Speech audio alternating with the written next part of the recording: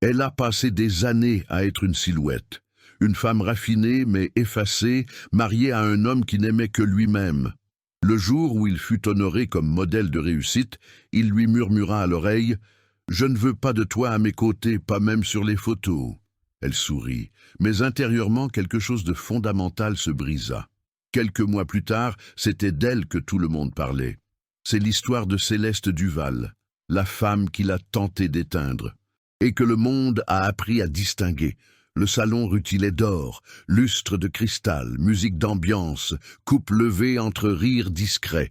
C'était l'inauguration du nouvel immeuble de luxe de l'entreprise de construction d'Étienne Lambert, et tous les regards étaient braqués sur lui. Céleste, vêtue d'une longue robe bleu marine sobre, observait depuis la périphérie. Elle savait qu'elle n'était pas vraiment la bienvenue dans cet univers, mais elle était venue quand même. Quand les photographes se rapprochèrent, elle fit 2 pas en direction de son époux. Il se tourna légèrement, garda son sourire public, mais se pencha vers son oreille. « Je ne veux pas de toi à mes côtés, pas même sur les photos. » La phrase fut douce, telle une blessure silencieuse. Céleste se figea. Les flashs continuèrent, mais elle recula, presque sans être vue. Le sourire sur le visage de son mari ne s'effaça jamais. Le sien ne fut plus jamais le même. Céleste n'avait jamais eu le sentiment d'être faite pour briller. Du moins, c'est ce qu'elle se répétait depuis le début de leur union. Avant de rencontrer Étienne, elle enseignait la littérature dans une école modeste, où elle rédigeait des messages d'encouragement pour ses élèves et croyait sincèrement à la beauté des petites choses. Elle menait une existence simple mais complète. Un jour, lors d'un événement local, Étienne apparut en tant que mécène. Il parla avec éloquence, afficha une assurance radieuse, et Céleste trouva charmant quelqu'un d'aussi accompli. Au commencement, il la traitait comme si elle était exceptionnelle. Il prétendait qu'elle lui apportait la tranquillité. Il lui offrait des fleurs, lui faisait des présents, louait son calme. Cependant, peu à peu, l'admiration se mua en modelage. D'abord, il lui suggéra de quitter son poste pour se reposer. Ensuite, d'éviter certains amis. Puis de ne pas porter de tenue qui se fasse remarquer. Tout était toujours dit avec douceur, presque comme une marque d'affection. Céleste cédait. Elle croyait que c'était cela, aimer. Avec l'essor de ses affaires, vinrent les voyages, les réunions sans fin et les dîners grandioses. Céleste l'accompagnait en silence, toujours en retrait. Elle ne se plaignait jamais. Elle observait seulement. Elle constatait que, aux tables de prestige, personne ne s'enquérait de son identité. On supposait qu'elle était juste l'épouse. Étienne ne prenait pas non plus la peine de la présenter. Il allait même jusqu'à la corriger lorsqu'elle évoquait son ancienne profession. « Tu n'as pas besoin de parler de ça. » Au fond, Céleste sentait qu'elle s'amenuisait. Son monde était devenu son emploi du temps. Sa voix, un écho lointain. La veille de l'inauguration de l'immeuble, elle passa des heures à choisir une robe. Elle voulait paraître digne à ses côtés. Elle désirait être vue, ne serait-ce qu'une seule fois. Étienne, trop affairé, jeta à peine un œil quand elle lui demanda si elle était jolie. Il marmonna simplement un « ça va très bien » et retourna à son téléphone. Elle respira profondément et décida qu'elle ne gâcherait pas la soirée. Mais lorsqu'elle arriva dans le salon et réalisa qu'il ne l'avait même pas cherchée, un malaise commença à la ronger. Céleste tenta de se rapprocher discrètement, imaginant qu'elle serait sollicitée pour une photo. Et lorsqu'elle entendit le chuchotement « Je ne veux pas de toi à mes côtés, pas même sur les photos », elle comprit, avec une cruelle lucidité, que ce n'était pas un simple faux pas. C'était sa vérité absolue. Là, à cet instant de silence, le monde de Céleste commença à s'effriter.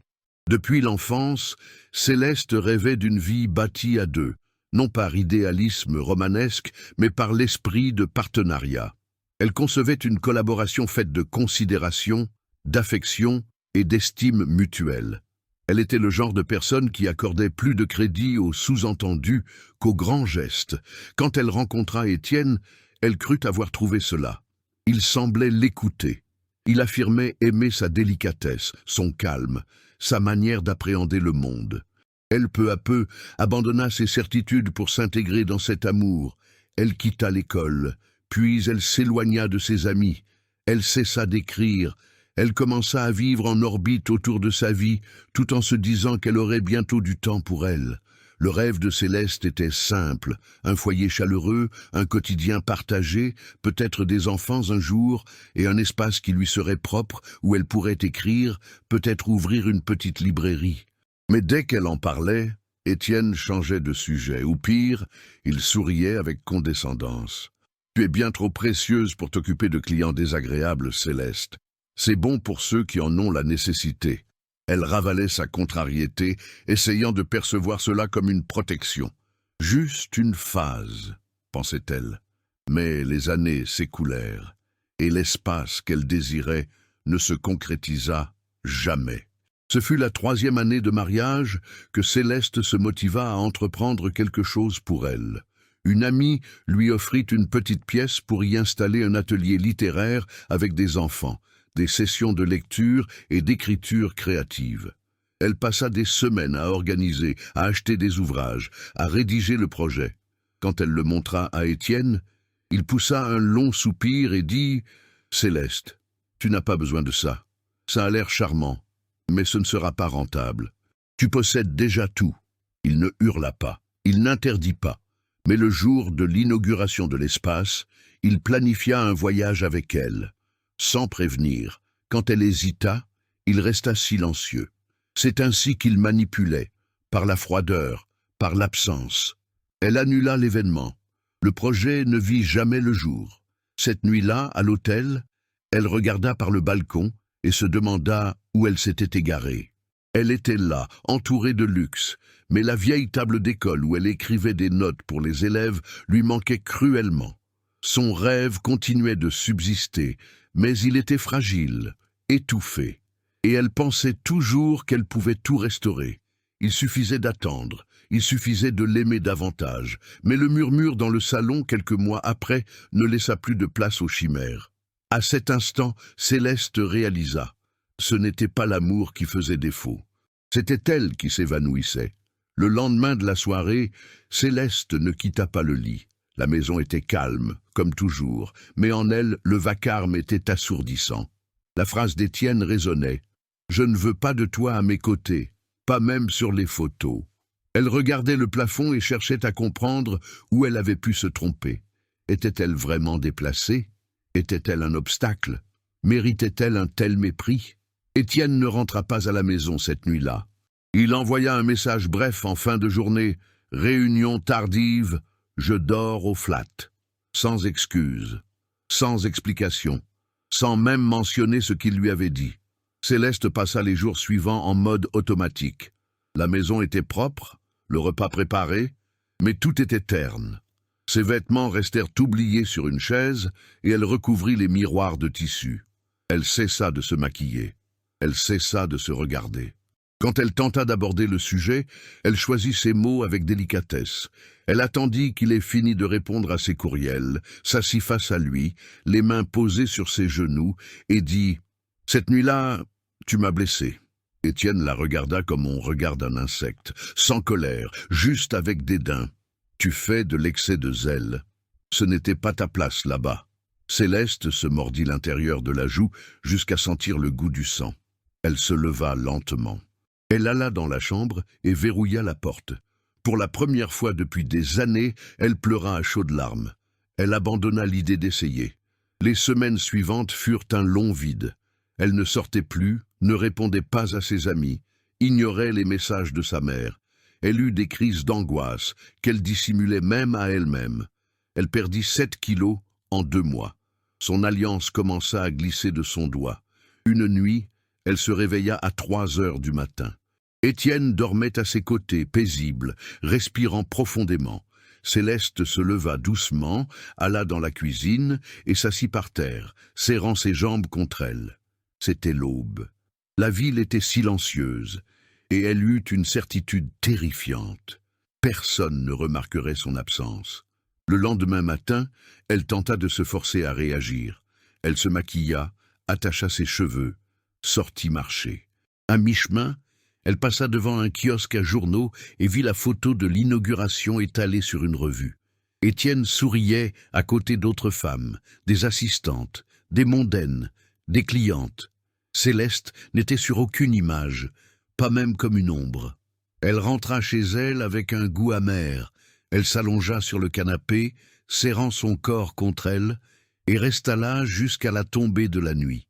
La semaine suivante, Étienne repartit en voyage. Il ne demanda même pas si elle avait besoin de quelque chose. Il laissa juste la clé de la voiture et une carte de crédit sur la table. En son absence, Céleste déambula dans la maison comme une invitée. Elle entra dans son bureau, ouvrit les tiroirs, examina les documents. Elle trouva des agendas surchargés, des contrats, des photos avec des politiciens. Et puis, elle aperçut une petite boîte au fond d'un tiroir. À l'intérieur, il y avait une photo d'elle du début de leur mariage, seule, souriante, et un mot qu'elle lui avait écrit elle-même des années auparavant, que nous ne nous perdions jamais de vue, ce qui nous a fait dire oui. Céleste resta là, tenant le papier entre ses doigts, comme s'il s'agissait d'un miroir brisé. Cette nuit-là, elle pensa que personne ne reviendrait, pas même elle. Vous êtes-vous déjà senti invisible, à côté de quelqu'un qui prétendait vous aimer? Avez-vous déjà eu besoin de simuler la force quand tout en vous était en ruine?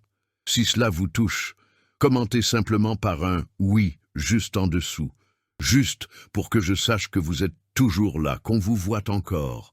Céleste passa des jours dans le silence après cette nuit où elle crut que personne ne remarquerait son absence.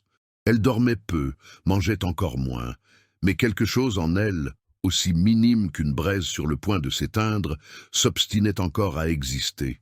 Ce fut cette petite persistance qui la poussa à ouvrir un vieux tiroir dans la chambre d'amis, où elle conservait des choses qu'elle n'avait pas le courage de jeter.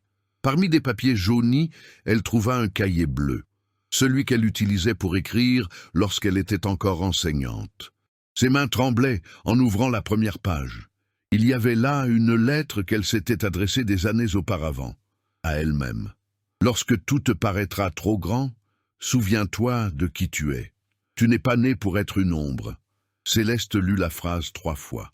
L'écriture était la sienne, mais elle semblait venir d'une autre vie, d'une femme qui croyait encore en sa propre lumière. Quelque chose lui serra la poitrine. Non pas de la tristesse, ni de la colère. Quelque chose de plus subtil, presque imperceptible, la reconnaissance. Elle ferma les yeux et se revit dans l'ancien atelier de l'école, assise au milieu des livres, riant avec ses élèves. Elle se remémora l'éclat qu'elle ressentait en enseignant, le calme qui survenait lorsqu'elle écrivait. C'était comme si cette version d'elle-même lui tendait la main, lui demandant d'être secourue. Ce matin-là, Céleste prit une douche lentement, revêtit une simple chemise blanche et sortit marcher. Le soleil frappa son visage d'une manière qu'elle n'avait pas sentie depuis longtemps. Ce n'était pas une résurrection, c'était juste un répit. Elle s'assit sur un banc dans un parc et observa les passants. Une mère berçant son enfant, une personne âgée donnant des miettes aux pigeons, un couple discutant à voix basse, de petites existences, de petites vérités. Céleste réalisa que cela lui manquait. Le monde réel, la vie qui ne dépendait pas de fêtes luxueuses ni des apparences. En fin d'après-midi, elle acheta un nouveau carnet. Elle rentra chez elle, s'assit à la table de la cuisine et écrivit une seule phrase. « Je suis toujours là ». Elle ne savait pas quoi en faire. Elle ne savait pas par où recommencer. Elle ne savait même pas si elle avait la force de changer quoi que ce soit. Mais pour la première fois depuis de nombreux mois, elle voulait essayer. Et cette étincelle, aussi frêle qu'un rayon de lumière, fut le point de départ de tout. La semaine suivante, Céleste retourna à ce parc. Elle lisait, elle écrivait, elle sentait le vent sur son visage comme si elle expérimentait quelque chose de neuf. Elle acheta un café dans une petite brasserie. Le serveur sourit et dit « Content de vous revoir par ici ». Elle faillit répondre que c'était la première fois, mais elle comprit ce qu'il voulait dire. C'était comme si une partie d'elle-même était revenue. Céleste commença à sortir de chez elle tous les jours. Parfois, juste pour errer sans but. D'autres fois, pour visiter des librairies et des bibliothèques. Un jour, elle retrouva une ancienne collègue de l'époque où elle enseignait. Elles discutèrent pendant des heures et l'ami suggéra à Céleste d'ouvrir un compte Instagram pour partager de courts textes, des choses que tu ressens mais que beaucoup de gens ressentent aussi sans savoir comment les exprimer. Céleste rit de l'idée. Mais le soir, elle ouvrit l'application et créa un profil anonyme. Pour nom, elle écrivit juste « Je suis toujours là ». Dans le premier message, elle partagea la phrase du carnet, sans hashtag, sans photo, juste des mots. En moins d'une heure, les premiers commentaires arrivèrent. Ça me décrit. Merci d'avoir écrit ce que je n'ai jamais réussi à dire. Céleste pleura de nouveau. Mais cette fois, c'était différent. C'était comme si quelqu'un lui tendait la main en retour. Le mois suivant, elle publiait presque tous les jours. De courts extraits, des réflexions, des pensées éparses. Ses abonnés augmentaient sans effort. Des gens lui envoyaient des messages racontant leurs histoires, demandant des conseils, la remerciant. Et, pour la première fois depuis longtemps, Céleste se sentait utile, présente, voyant et étant vue. Mais toute reconstruction n'est pas linéaire. Étienne commença à remarquer. D'abord, par les horaires différents. Ensuite, par les livres sur la table, le carnet toujours à proximité.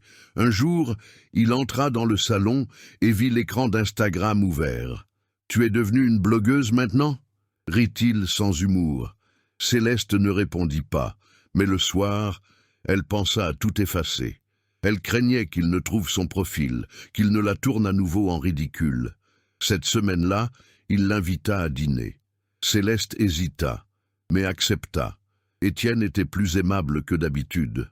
Il parlait de voyage, de reprendre la vie d'avant.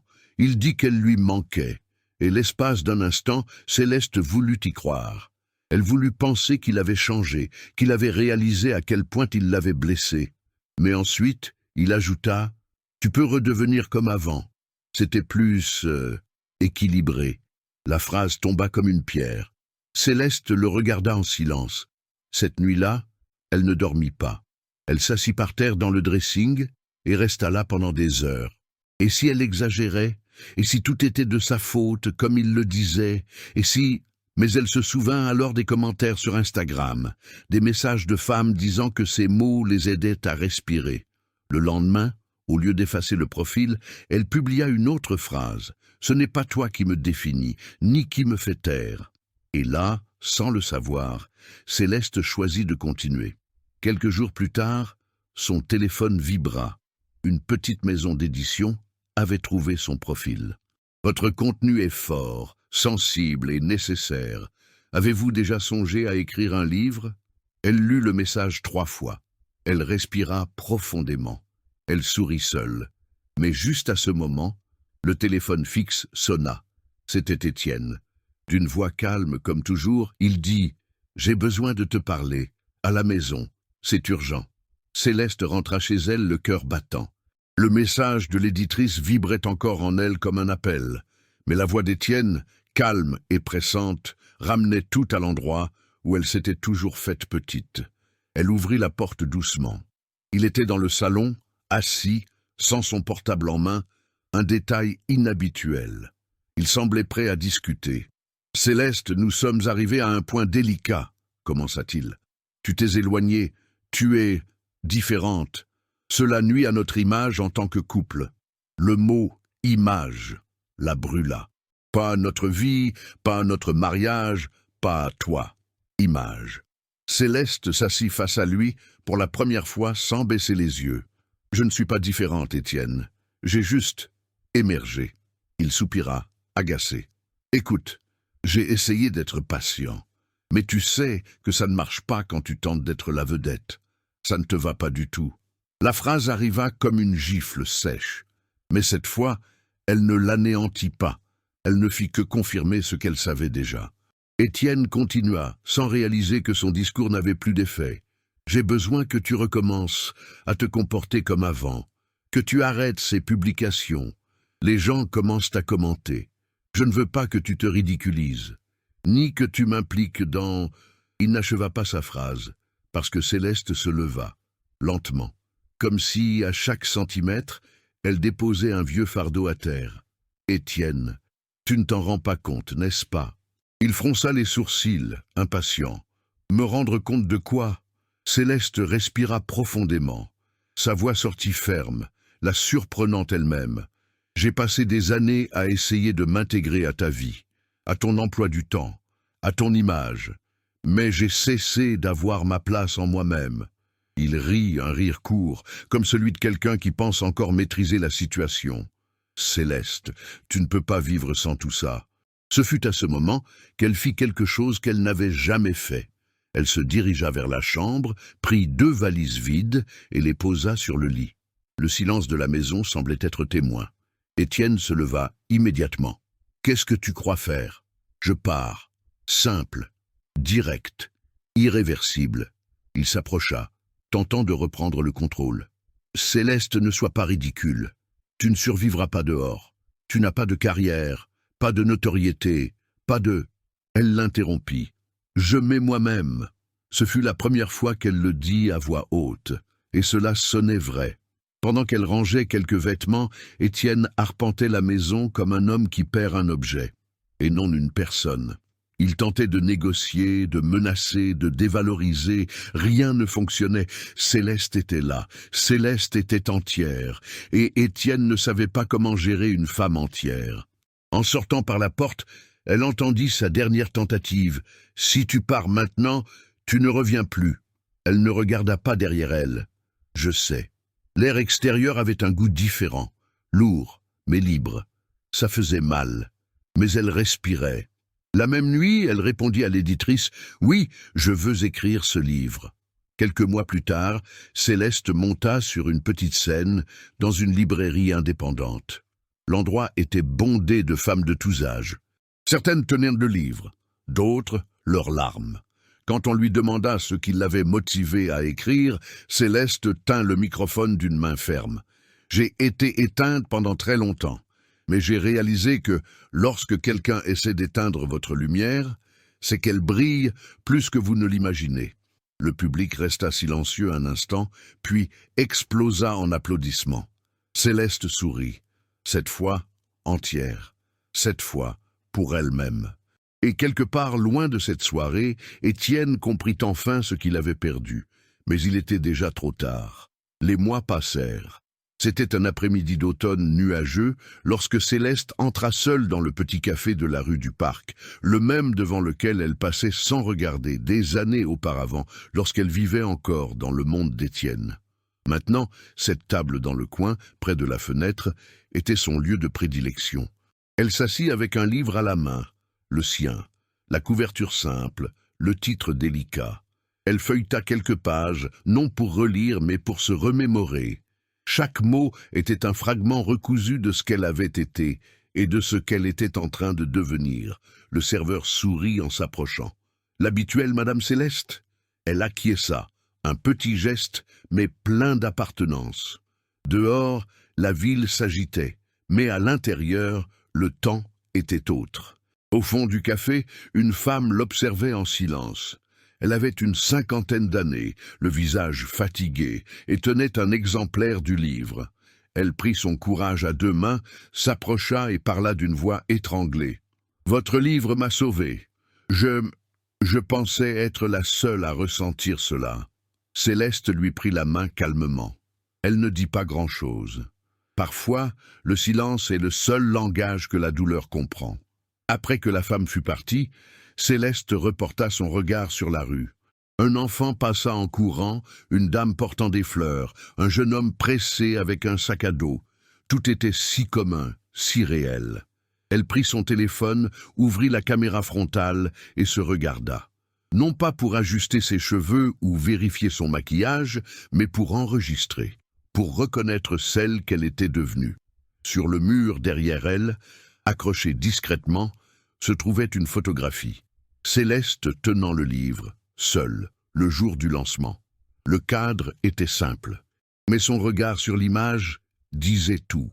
Il n'était pas question de célébrité, ni de revanche. C'était une question de paix, du genre de victoire qui n'a pas besoin d'être clamée à voix haute, parce qu'elle palpite à l'intérieur. Céleste n'a pas vaincu le monde. Mais elle a triomphé de ce qu'il y avait en elle.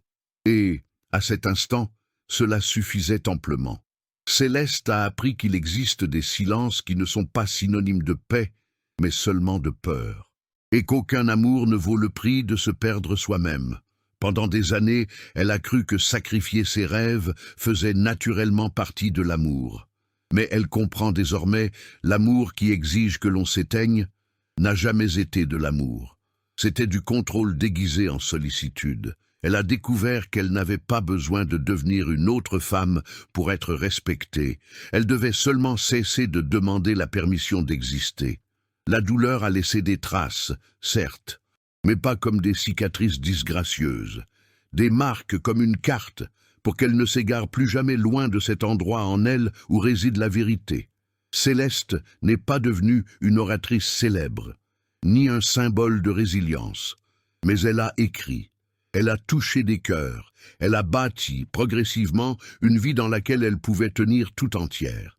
Et parfois, elle reçoit des messages de femmes inconnues disant « Tu as mis en mots ce que je ressentais sans savoir comment l'exprimer. » Et c'est là qu'elle sourit, parce qu'elle sait que, même sans le vouloir, elle a transformé sa souffrance en un pont.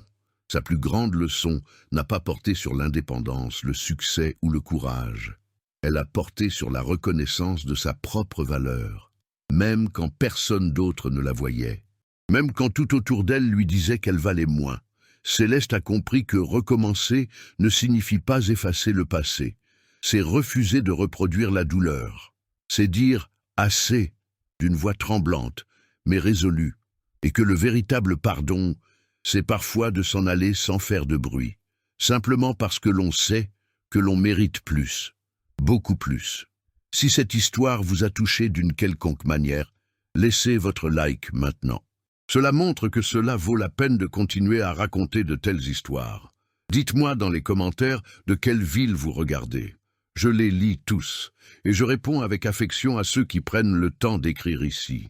Et si vous croyez au pouvoir des histoires vraies, émouvantes et transformatrices, abonnez-vous à la chaîne.